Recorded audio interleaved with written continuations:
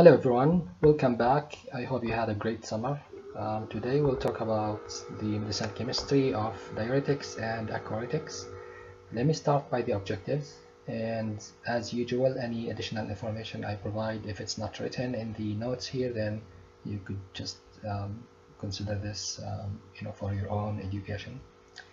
Um, the first objective is to be able to describe the mechanism of action for each class of the diuretics and aquaretics. We have 6 examples of the diuretics and 1 example of the aquaretics. Okay, and you want to also be able to differentiate between the diuretics and aquaretics, like as far as definition, and also discuss the limitations for each class, basically which ones could be used and what limitations each class has, what side effects, and how these side effects are related to the structure in each class, and then also relate the structural differences in each class to their impact on the efficacy and potency, and then explain the reason behind combining potassium-sparing diuretics with other diuretics.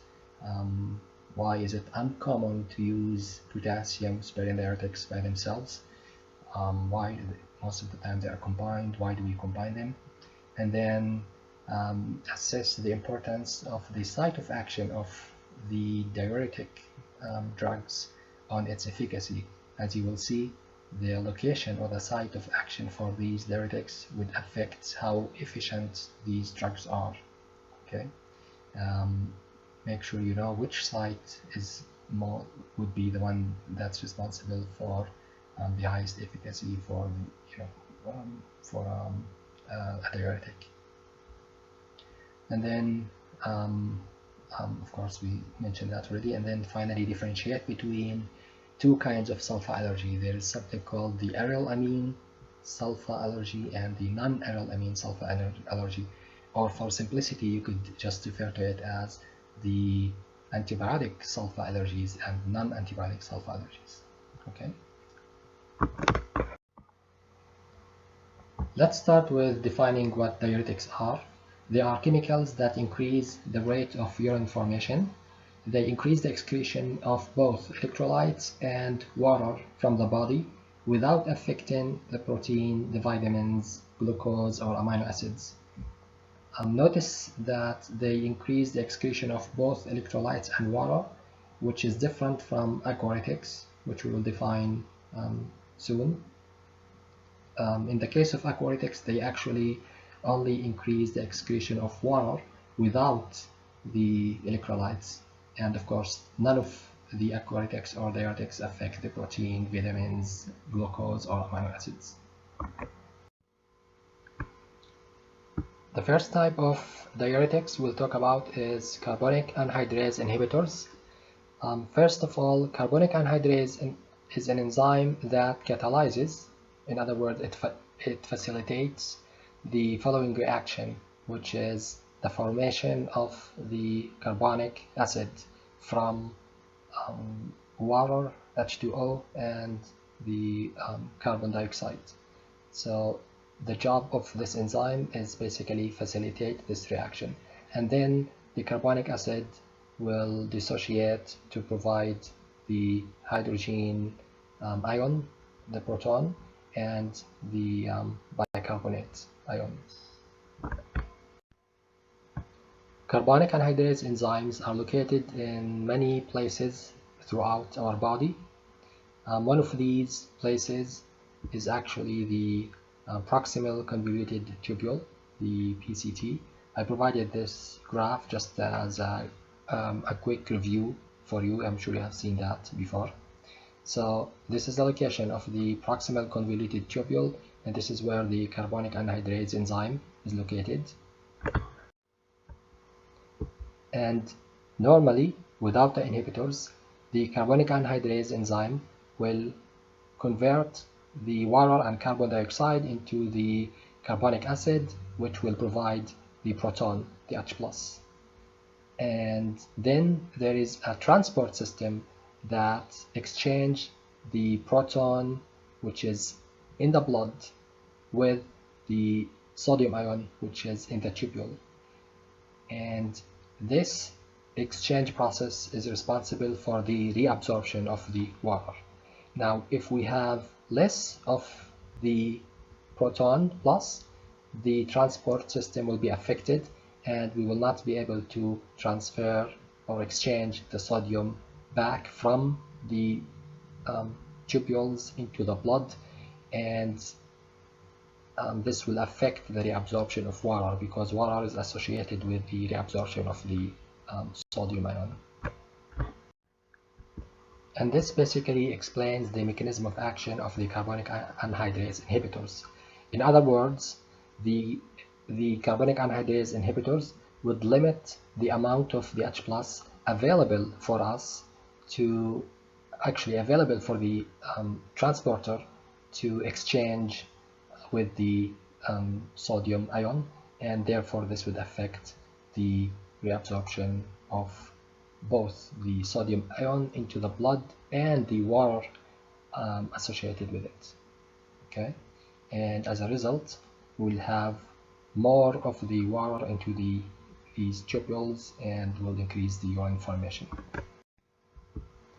However, there's a problem with this type of inhibitors, which is in order for the diuretic effect to be significant, these inhibitors should block 99% of the carbonic anhydrase, while in fact these inhibitors affect only 20 to 25% of the carbonic anhydrase, and thus the efficacy of these chemicals, the carbonic anhydrase inhibitors, is actually low.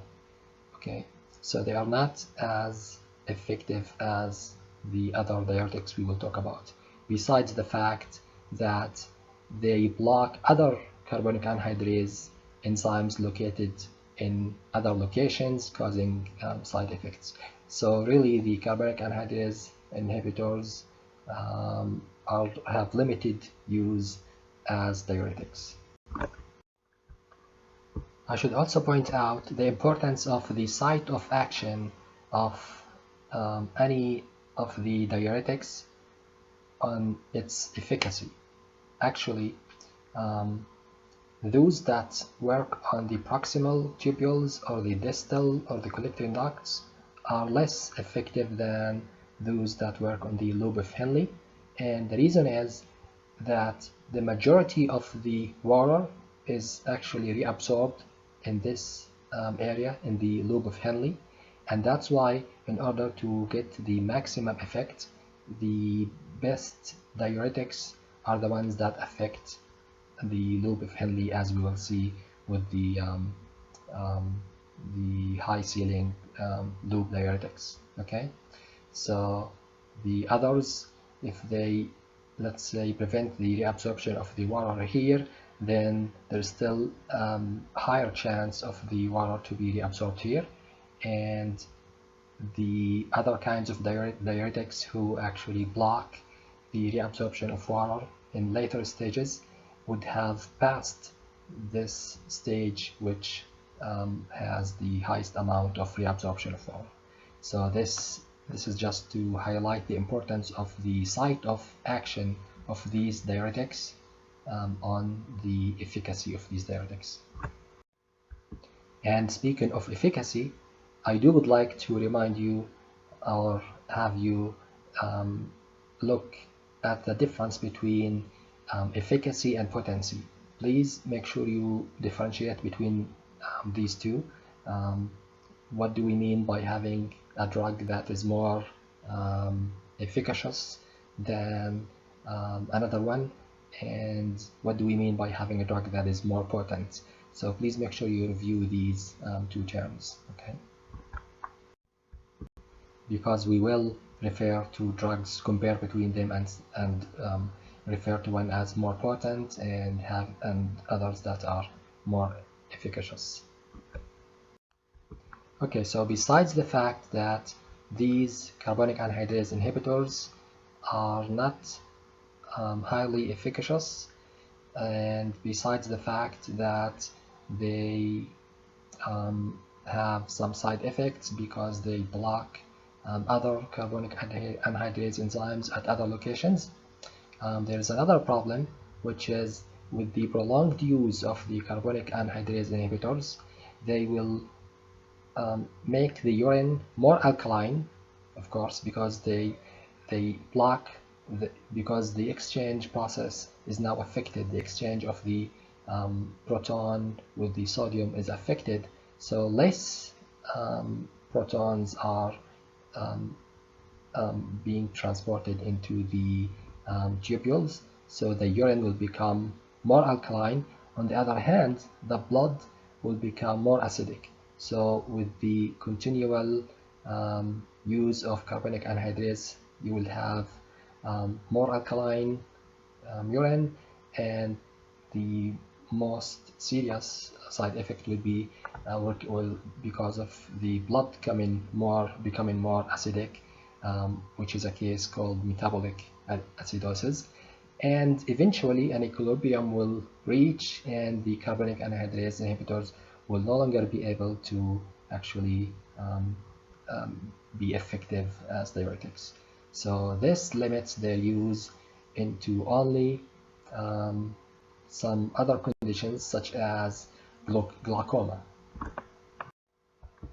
In the case of glaucoma, these carbonic anhydrase inhibitors, they reduce the rate of formation of the aqueous humor into the eye, and therefore they basically reduce the pressure on the eye. Another limited uses for the carbonic anhydrase inhibitors are basically in alkalinizing the urine, because, you know, as you can tell, one of the effects were making the urine alkaline. So in case if you have an acidic urine, you want to alkalinize it, then you could use the carbonic anhydrase inhibitors. And they can also be used to reduce the metabolic alkalosis. If you have a blood that is alkaline, you could use that, which actually makes sense because, you know, the prolonged use of the carbonic anhydrase caused acidic blood, so this would counteract the alkalosis. And in prophylactic, and they are used prophylactically to reduce the acute mountain sickness, which is basically due to the low oxygen level. Basically, people who climb the mountain, they have less oxygen, and then they will have, because of that, they will have alkalosis.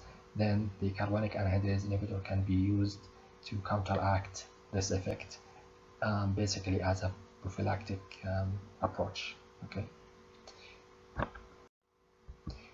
By looking at the structures of these carbonic anhydrase inhibitors, we're going to talk about 5 structures.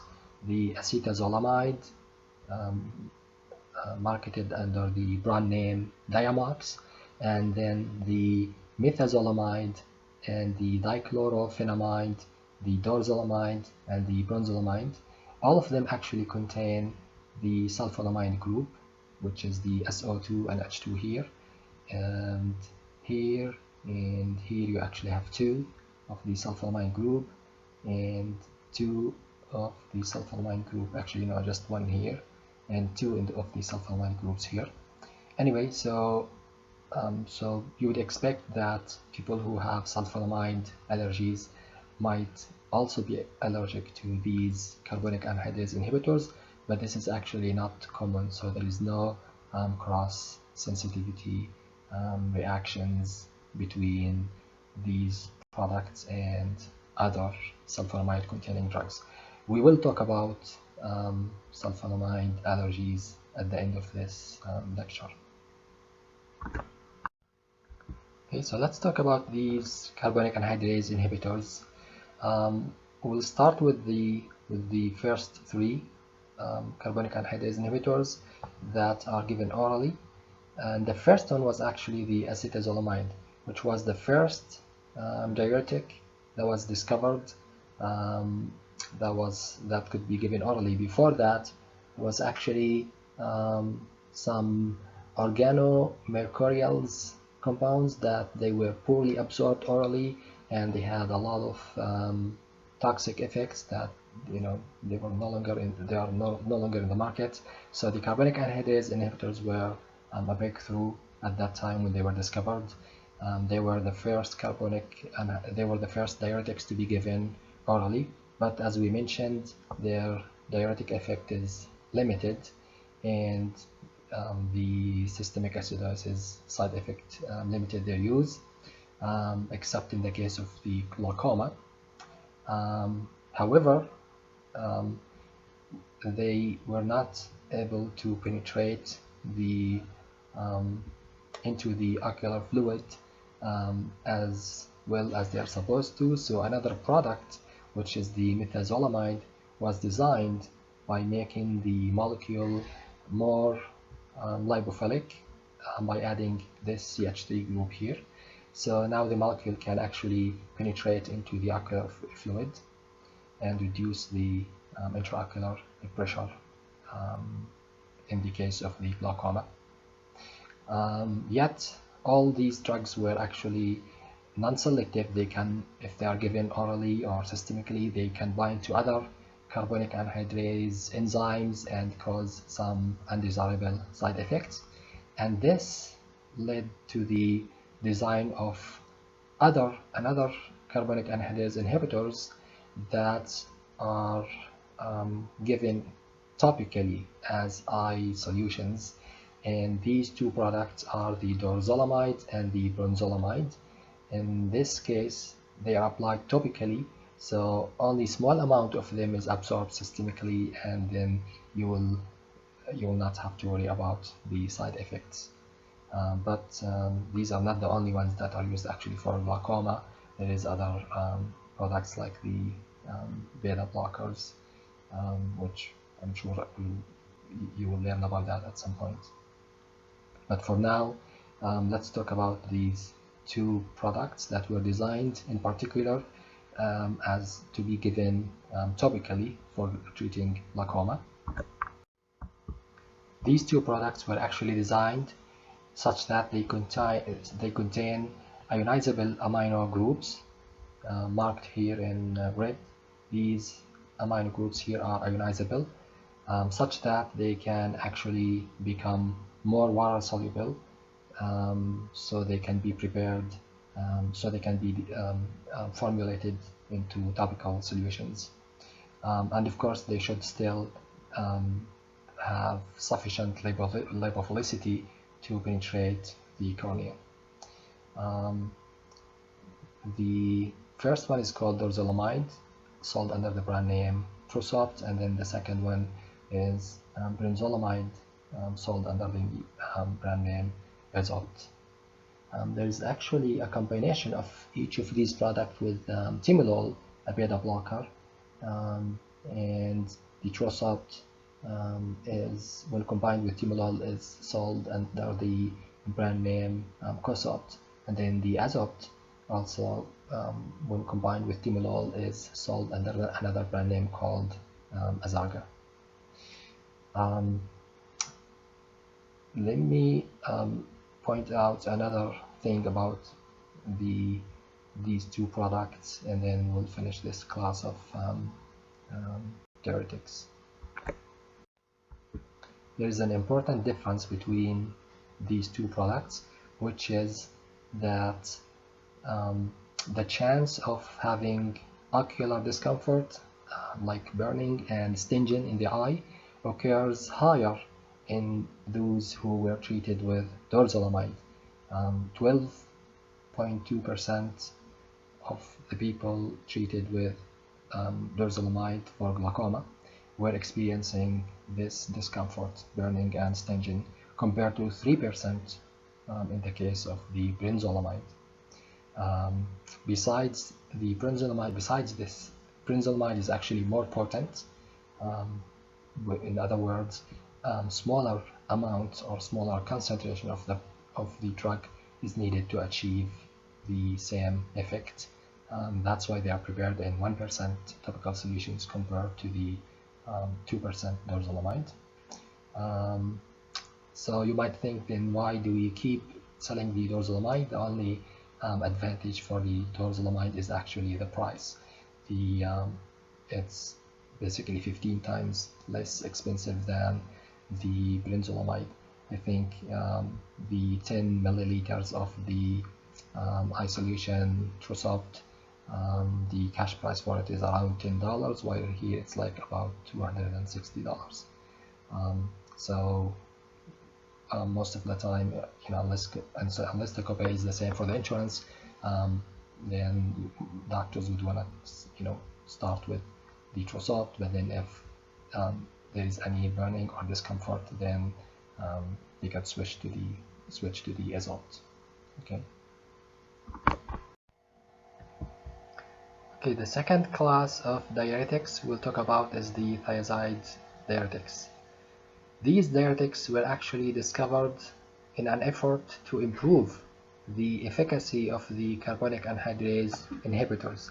So in the search for better carbonic anhydrase inhibitors, a new type of diuretics was discovered.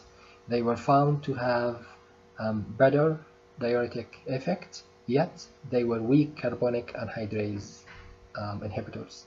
So these represent a new series of diuretics. They were found to work at a different site than the proximal convoluted tubule. They actually work at the distal convoluted tubules. Okay.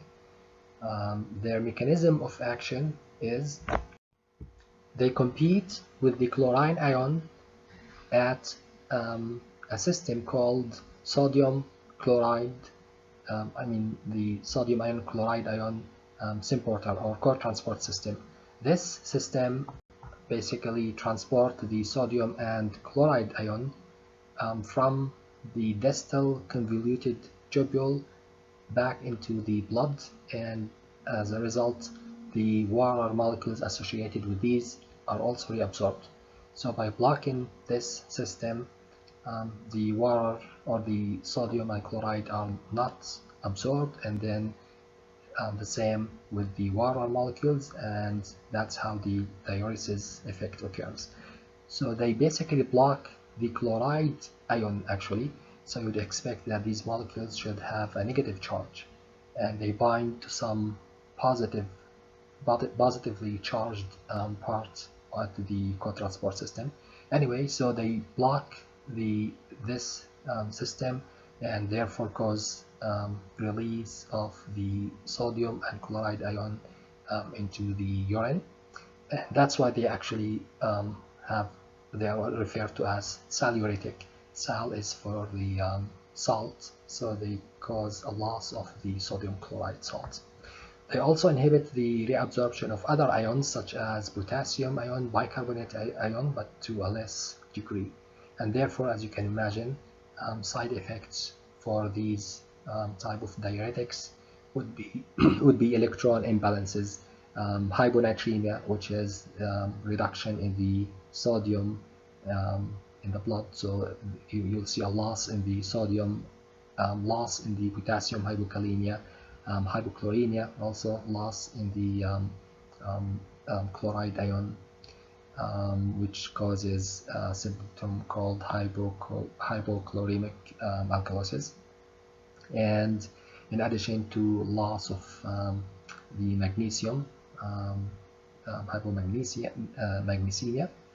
And the last two, the hypercalcemia, is actually increase in the calcium ion and increase in the uric acid.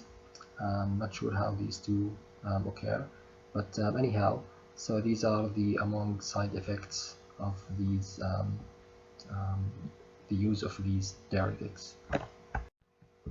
In addition, with the long-term use of the thiazides, they can also cause decrease in the glucose tolerance, which results into hyperglycemia, in addition to increase of the lipid content in the blood, causing hyperlipidemia. So they do have some side effects, but they are not as serious as the carbonic anhydrase inhibitors, and they actually they are more efficacious compared to the carbonic anhydrase inhibitors. They have better efficacy, they produce better diuretic effect, and they are actually being used a lot. So, and to take care of these side effects, supplements are used to substitute for the loss of these ions or electrolytes. So, for example, potassium and magnesium supplements may be administered with these thiazides to treat the hypokalemia and hypomagnesemia, although it's not always necessary. So you should, I guess, patients are basically monitored for any signs of the hypokalemia or hypomagnesemia, and then supplements can be given. Example of these supplements you probably have seen in some pharmacies, the chloroquine, which is actually an extended release form, that is potassium chloride. It comes in 10 milliequivalents and 20 milliequivalents. And there is also the potassium gluconate, potassium citrate, and magnesium supplements such as magnesium oxide, sold under the name Magox. There's also magnesium lactate, which is sold under the name Magtab. And I want you to think about the way to substitute for the loss of the sodium and chloride. Something just to consider. How do you think these are being supplemented? And the note here. Also, another way to substitute for the loss of the potassium is by combining these thiazides with another kind of diuretics, which we will talk about soon, called potassium sparing diuretics. These diuretics, they will spare the potassium. They cause hyperkalemia. So with the hyperkalemia and the hypokalemia, they cancel each other. They offset the level of the potassium. Example of these combinations of the thiazide with the potassium sparing diuretics are the drug called diazide, which has the hydrochlorothiazide, which is an example of the thiazides, as we will see here, plus the triamterene, which is a potassium sparing diuretics. Another example is diuretic, which is combination of hydrochlorothiazide and amiloride. A third example is aldaclazide, which is again combination of hydrochlorothiazide and spironolactone, okay, which is example of potassium sparing diuretics. Okay, so let's talk about the structure-activity relationship of the thiazides. As we mentioned earlier, these thiazides should have a negative charge, and they do actually, in order to compete with the chloride ion, at this symporter, they should have a negative charge, and they do have that, which is by having an acidic group here, which is right here. The nitrogen here is actually acidic, and the reason it's acidic is because it's next to a sulfonamine that withdraws the electrons and makes this hydrogen leave, and leaving this whole molecule with a negative charge. It's also advantageous because you could also formulate IV solutions because it's more water soluble. I do not expect you to memorize any of these structure activity relationships. I just want you to be aware of them, such that if you see these relationships, and if they are provided to you, you basically understand how they affect the activity. So the first one says that the hydrogen here is acidic, like I mentioned, and because of the electron withdrawing effect here. And then the electron withdrawing group addition of electron withdrawing group at this position 6, such as the chloride or the trifluoromethylene, would actually make the molecule more lipophilic, and therefore would increase the duration of action. Okay, and if you compare molecule number 3 with 7, you would see the difference where we added at position 6 a chloride that resulted into increase in the lipophilicity, and basically it became more lipophilic and has a longer duration of action.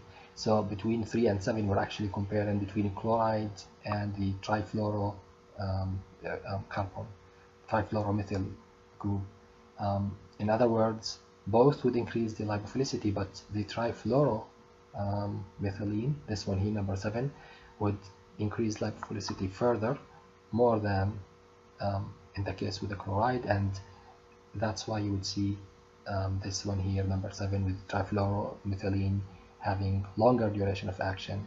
Their duration of action is between 18 to 24 hours compared to the hydrochlorothiazide here, number 3, which is between 12 to 16 hours. Other structure activity relationships are if you replace or remove the sulfonamide at number 7 here, then you would lose the activity of the molecule. What else? And saturation of this double bond here. So this bond here is unsaturated because it's a double bond. If you saturate it, means like you remove the double bond and make it a single bond, you will have examples of structure number 2 instead of 1, and these structures will have more basically diuretic effect. They have 10-fold increase in the diuretic activity. And then substitution of position 3 with a lipophilic group would also increase potency, lipid solubility, and of course anytime we increase the lipid solubility we would have increase in the duration of action. Example of these at position 3 would be the haloallyl and aryl alkyl and the thioether groups. And other examples is substitution of alkyl at N2 position would decrease the polarity, okay, and therefore decrease the polarity means increase lipophilicity, which also means leads to increase in the duration of action. Finally, I should say that these molecules, they were originally designed in an effort to have a carbonic anhydrase inhibitors. They were originally designed to improve the carbonic anhydrase inhibitors. So they do have a little effect on the carbonic anhydrase enzyme, but they actually work mainly by acting on the distal convoluted tubules and blocking this SIM porter. And the effects we see, the diuretic effects we see, are actually from their effect on the distal convoluted tubule by competing with the chloride ion, and it is not from the effect of their inhibition of the carbonic anhydrase. Okay, the third class of diuretics are actually called thiazide-like diuretics. They have similar mechanism of action of the thiazide, and they are structurally diverse.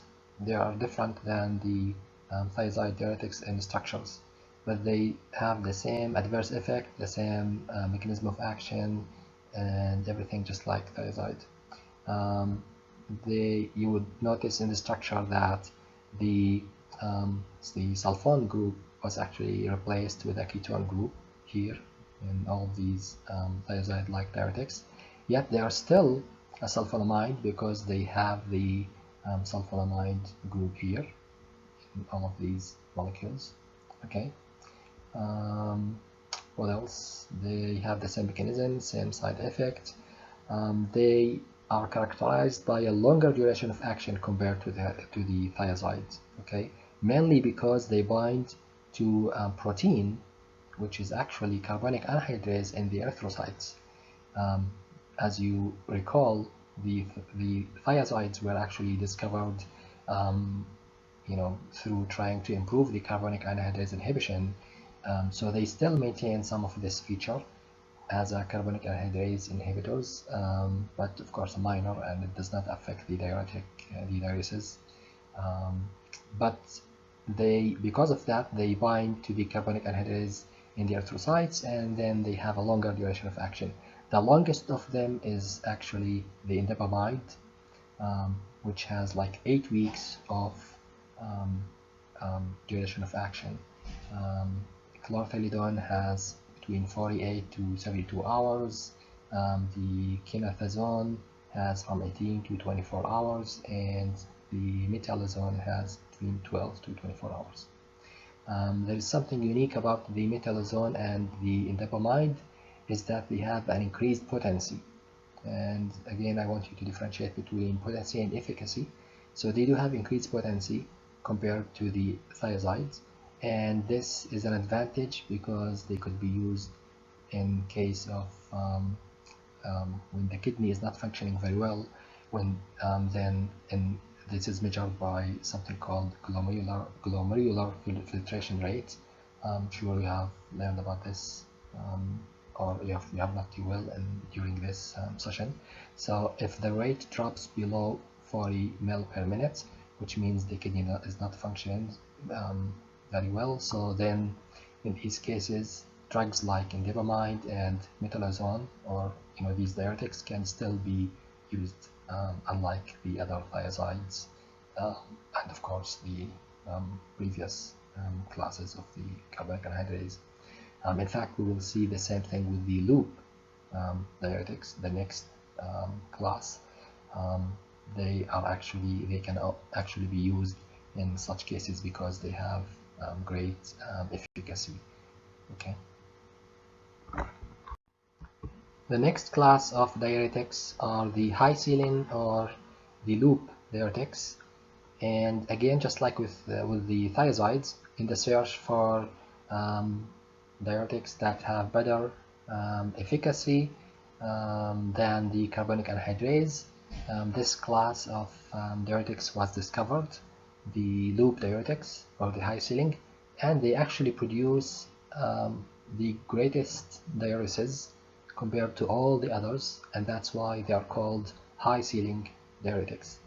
And the reason they produce the highest diuresis is because they act on the loop of Henle, and as we explained earlier, at loop of Henle is where the most of the water is reabsorbed, and therefore by blocking the what's called symporter system or the co-transport system, by blocking the reabsorption of the sodium potassium chloride, then the water in the loop of Henle is not reabsorbed, and then that's how you see all the effects, the diuretic effect of the loop diuretics.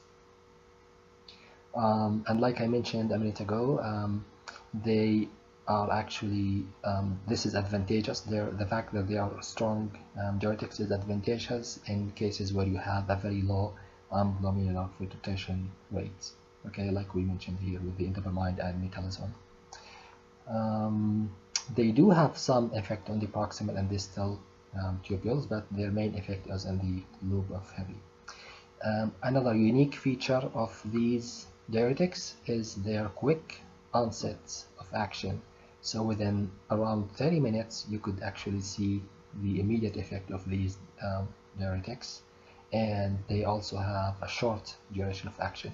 Example of these loop diuretics are the furosemide, Lasix, bumetanide, Bumix, torsemide, Demodex, and the ethacronic acid. The furosemide has a free carboxylic acid right here, and so it's actually the strongest acid. It's actually a stronger acid compared to the thiazide. If you remember, we said we needed a negative charge to compete with the chloride, ion on the positively charged binding sites of the co-transport system, and this is what happens here. When you have a strong acid like this, the hydrogen proton will leave, and this molecule will be negatively charged, then it will compete with the chloride, and then since it's a stronger acid, it will have stronger effect on the transport system.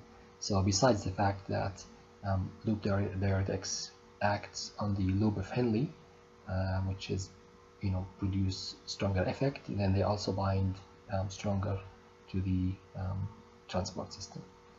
Okay, so their solulytic effect, which is the loss of salt, sodium and chloride, is 8 to 10 times more than that of the thiazide. And as a result, of course, you will see, just like with the thiazide, you will see a loss or depletion of the following ions, which is the sodium, chloride, potassium, calcium, magnesium, and the bicarbonate. Okay, leading into cases such as the hypokalemia, hypocalcemia, and hyperuricemia. But before we talk about that, let's go back to the hypokalemia. And this is significant reduction in the loss in the calcium ions, and therefore these products should be avoided in postmenopausal osteopenic women. So because they would have less calcium anyway, so then using such diuretics can potentiate the effect on their bones. And then the hyperuricemia and the hyperglycemia are actually common side effects with the use of diuretics in general, not just this one. But then, and also the same with the hyperlipidemia. But then an additional side effect that is unique to the loop diuretics is the ototoxicity, which is reversible, but they should be avoided. But therefore, they should be avoided with other drugs that can also cause ototoxicity. If you remember, in the previous session, we talked about some of the antibiotics, the aminoglycosides. They were causing ototoxicity. So we should avoid combining aminoglycosides with loop diuretics, because then the ototoxicity will be potentiated. And there's also some GI side effects associated with the use of these loop diuretics. So actually these side effects are applies not only to the furosemide but to the majority of these loop diuretics. Okay. In the case of the furosemide, it can actually be given orally or parenterally if a faster action is needed, as in the case of the pulmonary edema. Then you could provide it IV. But I mean, even with the oral administration, it's still 30 minutes. That's still considered a quick onset of action. But of course, if you needed something that in emergency cases, then furosemide is available for IV administration. I just want to mention that furosemide is named after this function group here. Is called furan, so that's why the furosemide came from. The bumetanide is called after this function group here, the butyl group, and I'm not sure about these two. Anyway, so I also want to mention that in all these structures, you will notice that they contain the sulfonamide here, marked in red, sulfonamide, except the ethacrylic acid, which does not have a sulfonamide. And therefore, if you have a patient who is allergic to sulfonamide, then you could actually, and you want to deliver, you want to give them loop diuretics, then you can consider the ethacrylic acid, because it does not have sulfonamide group. Okay, so this would be very useful in the case of the sulfonamide allergy. Okay, with the bumetanide, it's because of the few changes in structure, the potency is like 50 folds more than the furosemide. And then with the torsemide,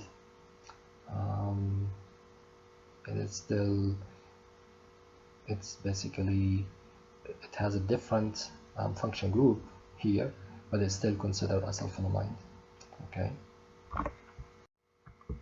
One unique feature of the torsemide compared to the others is that it does not work on the proximal tubule, well, unlike the others, and therefore it does not affect the excretion of the phosphate or the bicarbonate. So apparently, and of course, all of them, their major site of action is the loop of Henle, but all of them except the torsemide, they have some effect on the proximal and distal tubule. Now, in the case of the torsemide, it does not affect the proximal tubule, and apparently that's where the site where the bicarbonate and phosphate is excreted, and therefore in the case of torsemide we don't have to worry about the loss of these two because of the fact that it does not affect the proximal tubule. And like we said, the ethacronic acid is the only one that is not a sulfonamide derivative, and then it could be used for people who are allergic to sulfonamide. I mentioned here two kinds of sulfonamide allergies. Basically the non-antibiotic sulfonamide, and I'll explain this later at the end of this lecture, because there are two different kinds of sulfonamide allergies. Ethacronic acid is administered orally, and it has 1 hour onset of action and lasts for 6 to 8 hours.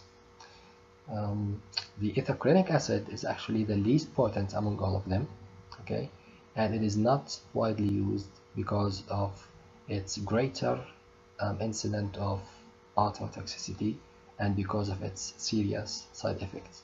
So it is not commonly used, except of course in the case of if you have a patient who is allergic to sulfonamides and you really needed loop diuretics, then you could consider the ethacronic acid. Okay. And I just want you to think about the difference between potency, efficacy again, and the selectivity. So in the case of ethacronic acid, it is the least potent, which means a lot of the drug is needed to produce the same efficacy, and therefore more side effects can be seen with those less potent drugs. Okay, so I just wanted you to connect these concepts together using this as an example.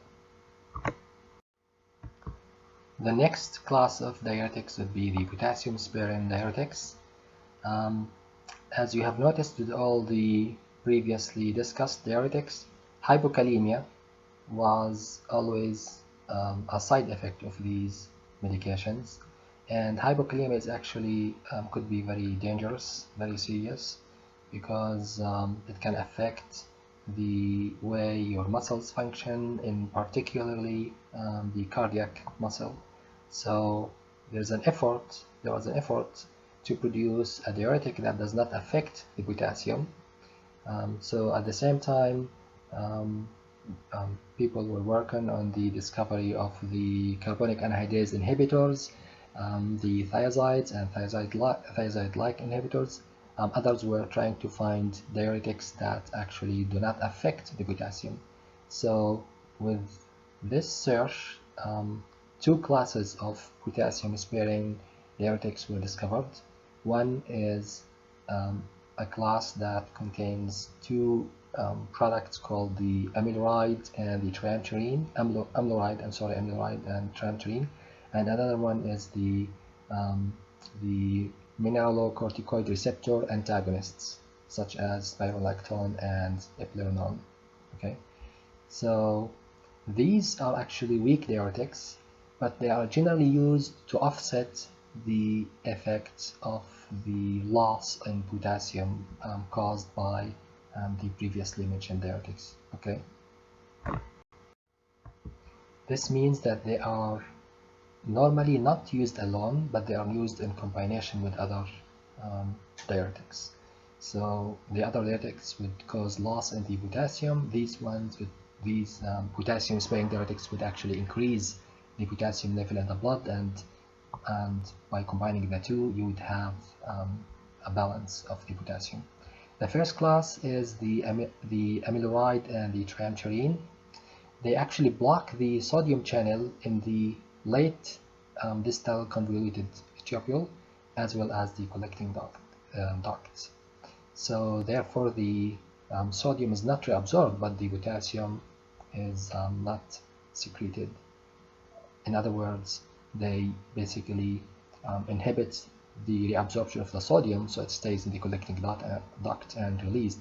But then sodium is normally reabsorbed and exchanged with potassium, and therefore by preventing the exchange of the sodium with the potassium at these places, the collecting duct and the distal convoluted tubule, by preventing the exchange of sodium potassium in these places, then the potassium is reserved into the blood, and that's how the potassium is spared, and it's actually causes hyperkalemia. And because it competes with the sodium ions, or this channel that or this system that transport the sodium and potassium, these molecules are actually positively charged, so they are basic molecules. And because amiloride is actually more basic, then it's more potent than the triamturine, as it competes, that because it has more positive charge, because it's more basic, then will compete more with the sodium ion at the binding site, which would be negative in this case, on the transporter. So the transporter would have a negative charge to attract the sodium, but then these compounds, which are basics, they would also have positive charge. They compete for the sodium, and then they block the channel. Okay. So the most serious side effect for these molecules, if used alone, for these drugs, if used alone, the most serious side effect would be, of course, hyperkalemia. But again, they are normally used in combination with other diuretics. Okay. The next class of potassium-sparing diuretics are called mineralocorticoid receptor antagonists, such as spironolactone and eplerenone. So let's start by first explaining what the mineralocorticoid receptor is. So there's a gland called adrenal gland. In fact, from the name adrenal, it's adjacent to the renal kidney. This gland has two parts. The outside part is called cortex, and the inside is medulla. So the cortex part of this adrenal gland produces a hormone called aldosterone, which is a mineralocorticoid hormone, or basically a steroid hormone. Okay, so this hormone promotes the retention of the salt and water, and promotes the excretion of the potassium and hydrogen ion. In other words, they basically help in the retention of the fluids or the water in the body. Okay. This hormone binds to a receptor called mineralocorticoid receptor, which is a nuclear transcription factor. It's a type of receptor. We could review the types of receptors we talked about in session 1 or 2, I think. Anyway, so this hormone binds to the its receptor, mineralocorticoid receptor, and produces this effect of water retention. Okay. So therefore, you would expect that if we block this receptor, if we actually design an antagonist to this receptor, then you would have the opposite effect, which is diuresis, and that's what the drugs in this class do. We should also mention that there are other kinds of hormones that affect the electrolyte balance, but aldosterone is actually the most potent. Okay, for example, it's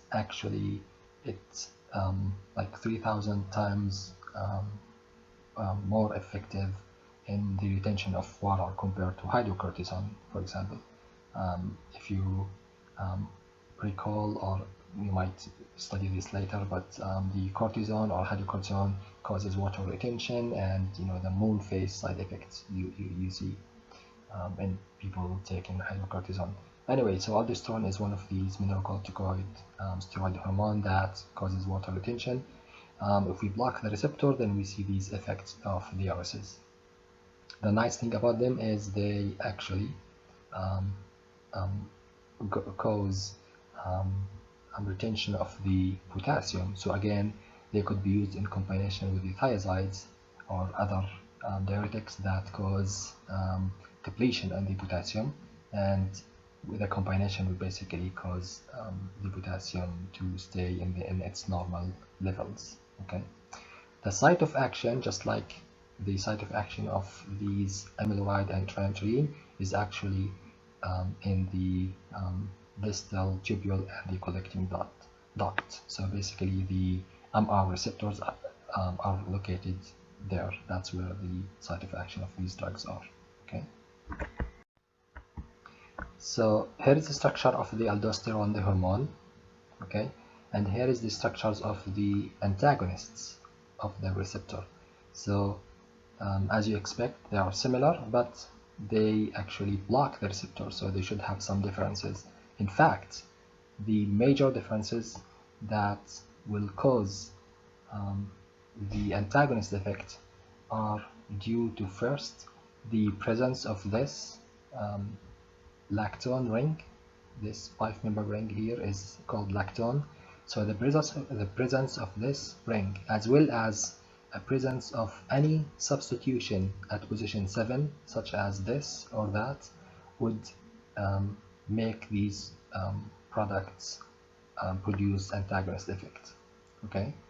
I also should mention that this here, the spiral shape here, is the one responsible for the name spironolactone.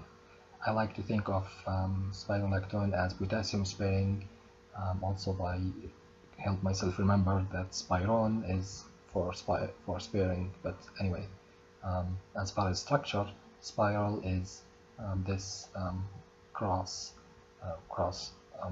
bond here between the lactone at the position number 17. So and the presence of substitution here would prevent this carbon at position 7 from interacting with its receptor, and as a result you will have the antagonist effect. So aldosterone is the natural agonist, and these two were designed to antagonize the effect of this receptor, and then as a result you would see diuresis. So just like the other class, these potassium sparing diuretics are actually used in combination with other diuretics to offset the loss of potassium. However, another use could be to treat edema that's basically resulting from hyperaldosteronism. So if you have like more production of this enzyme, then you could use spironolactone to actually block the receptor and counteract that effect. Again, a primary side effect of these molecules, if used alone, is hyperkalemia, which could be fatal. There's an interesting side effect for spironolactone, which is because it looks like a steroid in its structure. Okay, so it actually can bind to other receptors, steroid receptors, causing some sexual side effects. For example, they bind to the androgen receptor and bind to the glucocorticoid receptor as well as the progesterone receptor, causing the gynecomastia and decreased libido and impotence. So these are basically sexual side effects for the use of spironolactone. Now, to take care of these side effects, a new drug called eplerenone was discovered in 2002. Basically, that has lower affinity, although it has lower affinity to the MR receptor compared to the spironolactone.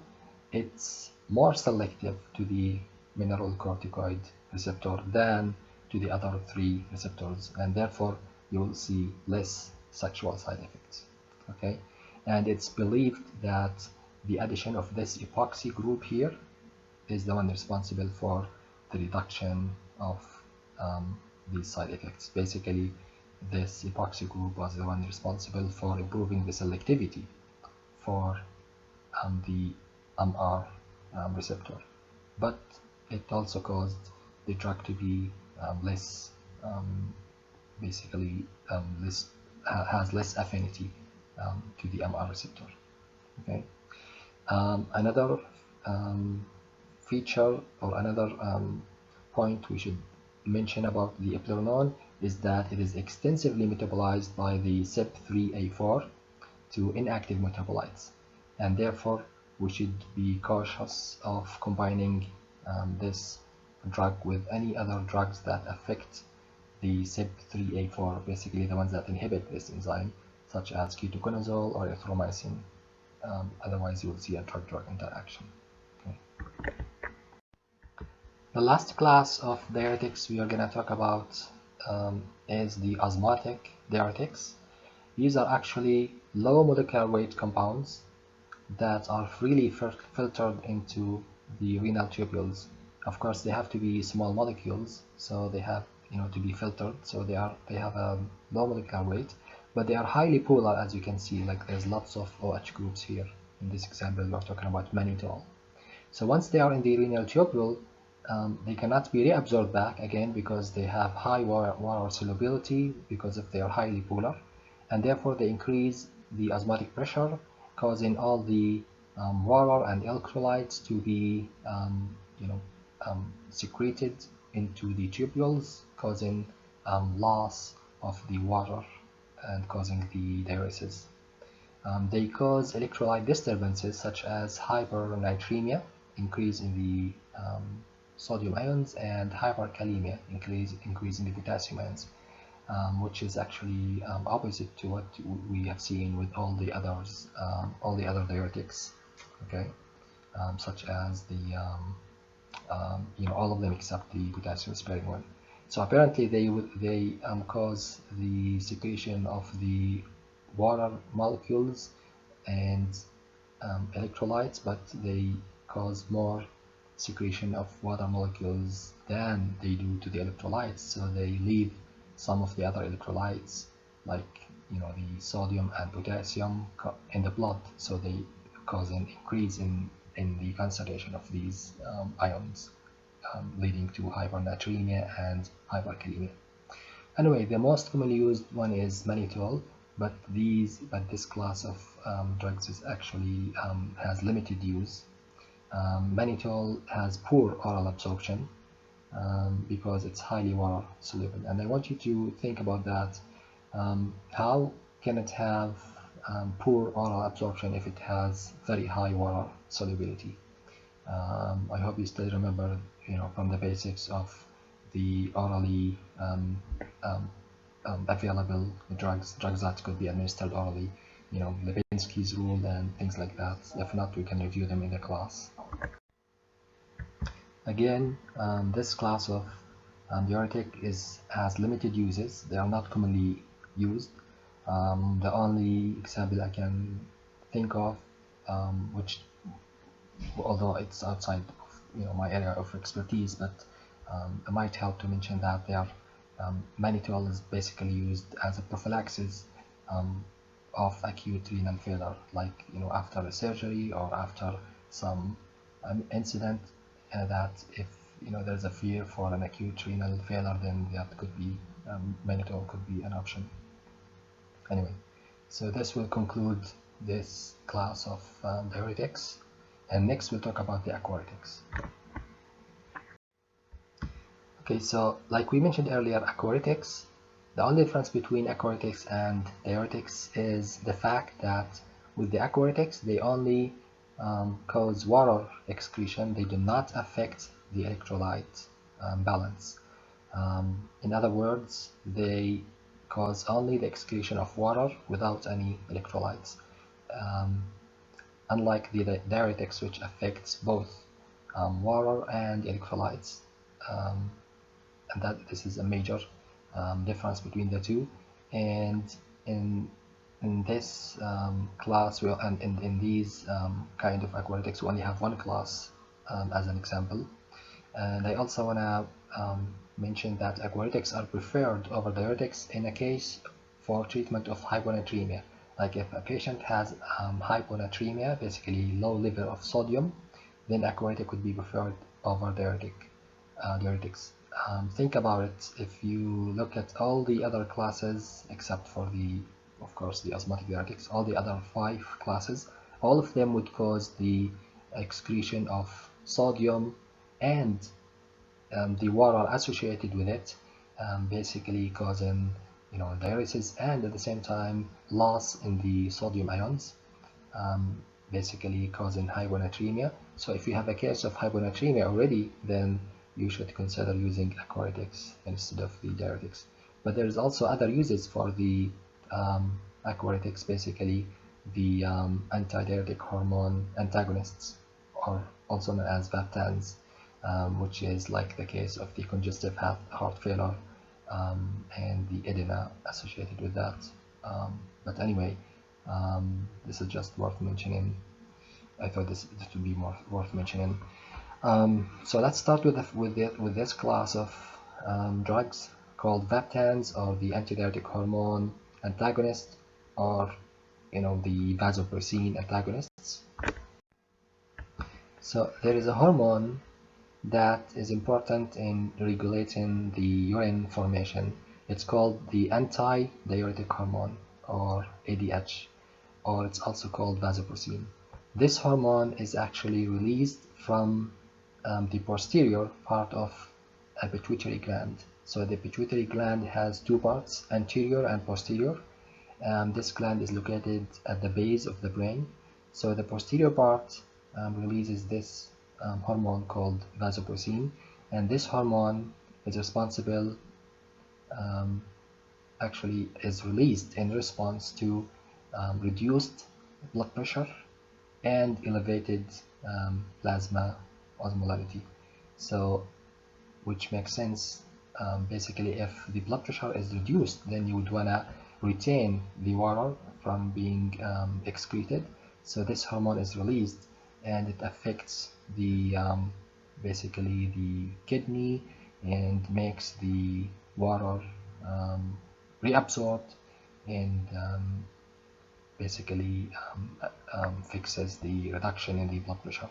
It's also released whenever there's an elevated plasma osmolality. Basically, if the osmotic pressure for the plasma is increased, then again you want to retain the water from being excreted into the kidney, through the kidney. Okay, so the so now we have this hormone that acts as an antidiuretic hormone.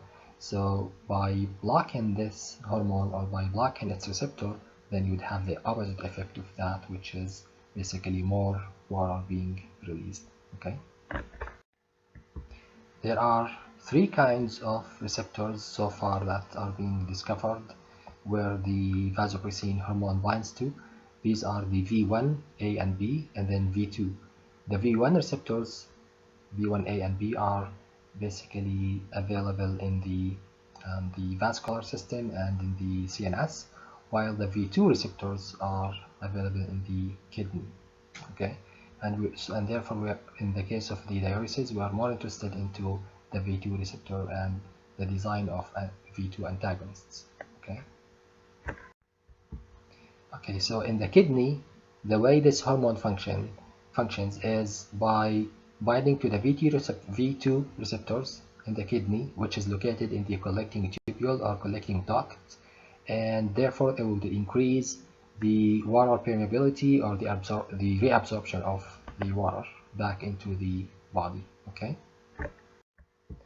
and there were actually 2 agents called lithium and dimeclocycline. Dimeclocycline is actually a tetracycline antibiotic. So there were 2 agents that would bind non-selectively to all these receptors, the V1, A, B, and V2.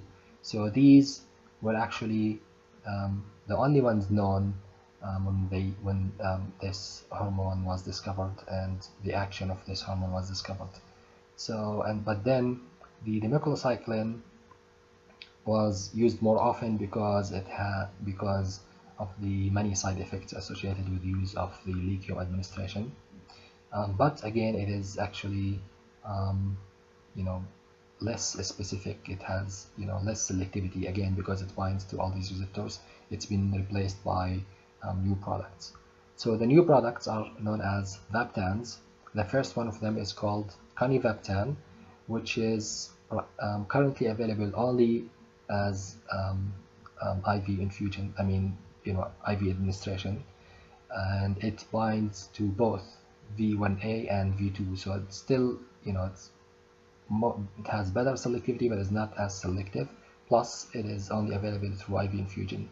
Um, Recently, three products called tolvaptan, lexivaptan, and setavaptan, they were designed such that they can be given orally, and they are only selective to the V2 receptor.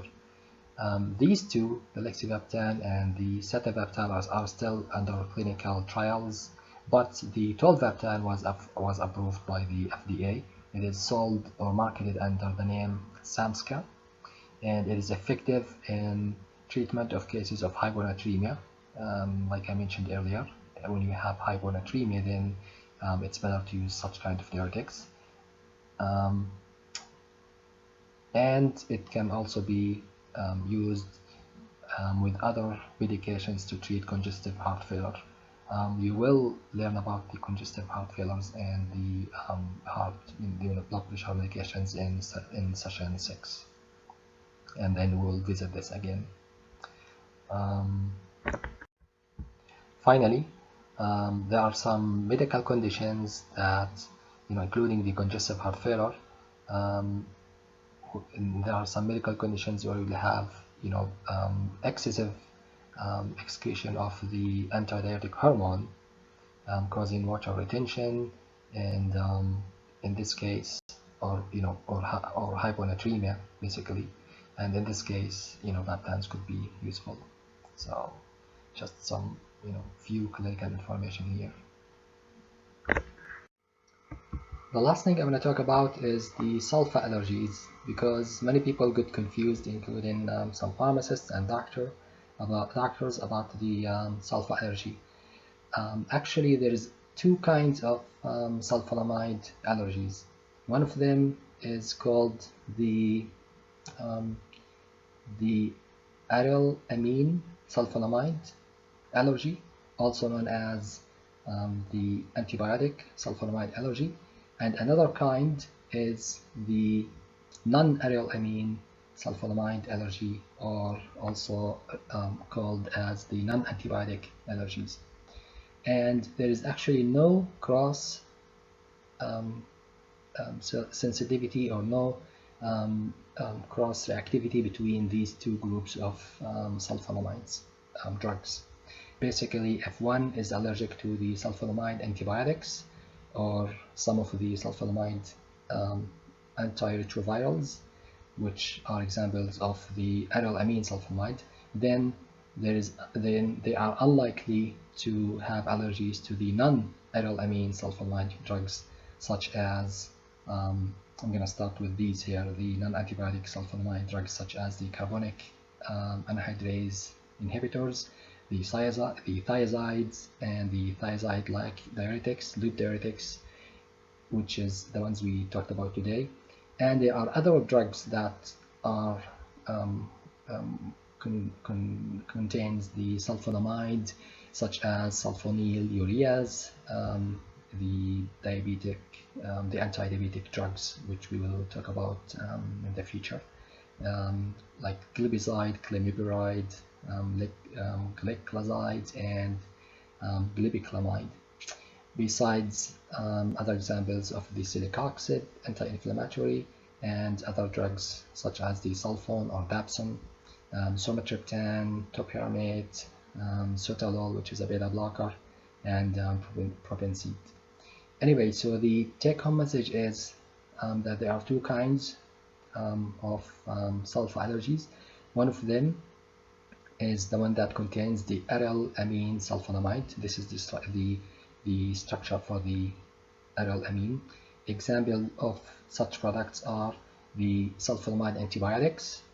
Here are the structures. If you check all of them, you'll notice that there's an amine attached to the aryl aromatic ring, followed by the sulfa, and this applies to all of them. And in this case, we have the sulfonamide antibiotics, and there's also some of the antiretrovirals sulfonamide, such as the amprenavir and the fosamprenavir. Okay. Now, within this class, you might have allergies. If somebody is allergic to one of them, then they could be allergic to the other ones. Okay, but when we talk about the second type of sulfonamide allergies, the non-aryl amine sulfonamides, if you check them, none of them actually will have the aryl amine. They only contain sulfonamides. Example of these classes. Now with these classes, they do not have any cross-reactivity with the sulfonamide antibiotics. I mean the aryl amine containing sulfonamide drugs. And another important thing to keep in mind is that within these group of drugs of the non-aryl amine sulfonamides, there is no cross-reactivity reactions. So if somebody is allergic to, for example, the loop diuretics, the thiazide, for example, then they can actually take the carbonic anhydrase, for example, as we explained earlier. They can also take the anti-inflammatory celecoxib or any of the other drugs. The only ones that might cross-react would be the thiazide diuretics and the loop diuretics, or the thiazide and the thiazide-like diuretics. Okay, so if you check these structures here, which represent examples from this class, you will see how these are different from these, mainly by having the aryl amine sulfonamide or not having it. And of course, many customers get confused about taking some supplements that have sulfur, or sulfur, like the sulfur powder, or maybe sulfite preservatives, or sulfur, or the sulfate salts present in like morphine sulfate. Then we should always explain to them that just because they're allergic to one of these, two kinds, it does not mean that they will be allergic to these salts or preservatives. Okay, and there is only one caution, which is if somebody is allergic to a sulfa, like severely allergic to any of these classes, then just out of precaution, then you probably should avoid any of these. But this is the statistics or the data shows that there is no any cross-reactivity between these classes. I think that's it for the sulfa allergy. Oh, actually, one more thing. The sulfasalazine, even though it does not have the amino-aryl group, the aryl amine group, this antibiotic, actually, once it's inside the body, this double bond is cleaved and produces the acetyl salicylic acid plus a product called sulfapyridine, which is actually, if you substitute the double bond here with hydrogen, 2 hydrogens on each of the nitrogens here, it will make it look like this, which will have the aryl amine sulfonamide, and in this case it would be be considered among the sulfonamides that can have allergies for people who are allergic to aryl amine sulfonamides. In fact, in this figure here, this structure should be moved here, but it's corrected here. So here you will see that the sulfasalazine is listed among the aryl amine sulfonamides. Okay. Finally, just for fun, there has been some abuse of the diuretics by some sports people who play sports. They use them to either lose weight or maybe to mask the content of some other drugs like amphetamines that they take.